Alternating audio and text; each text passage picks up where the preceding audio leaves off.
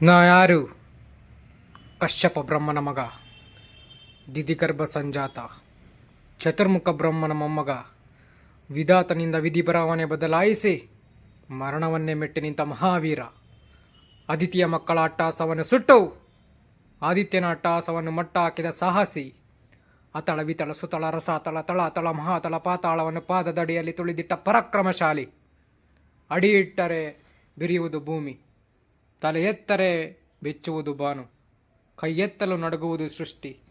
ಚತುರ್ಮುಖನ ಸೃಷ್ಟಿಯೇ ನನ್ನ ಆಜ್ಞೆಯನ್ನು ಪಾಲಿಸುತ್ತಿರುವಾಗ ಯಕ್ಷಿತ್ ನನ್ನ ಮಗ, ನಾ ಜನ್ಮ ಕೊಟ್ಟ ಮಗ, ನನ್ನ ವಂಶವನ್ನೇ ಬೆಳಗಬೇಕಾದ ನನ್ನ ಕುಮಾರ.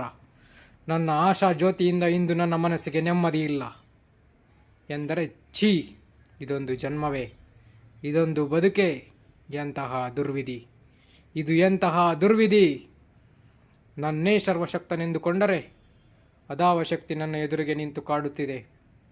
ಅದಾವ ಶಕ್ತಿ ನನ್ನ ಪುತ್ರನನ್ನೇ ಶತ್ರುವಾಗಿ ಮಾಡಿದೆ. ಅದಾವ ಶಕ್ತಿ ಅವನಿಗೆ ಸಾವು ಬಾರದಂತೆ ತಡೆದಿದೆ.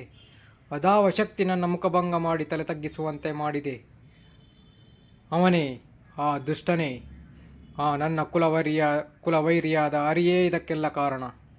ಎಲ್ಲವೋ ಅರಿ, ಕಪಟಿ, ವಂಚಕಿ, ನನ್ನ ಮಗನ ಹೃದಯಾಂತರಾಳವನ್ನು ಒಕ್ಕು ಅವನ ತಲೆಯನ್ನು ಕೆಡಿಸಿ ನನ್ನ ಮನದ ಬಂದಂತೆ ಆಡಿಸುತ್ತಿರುವೆಯಾ?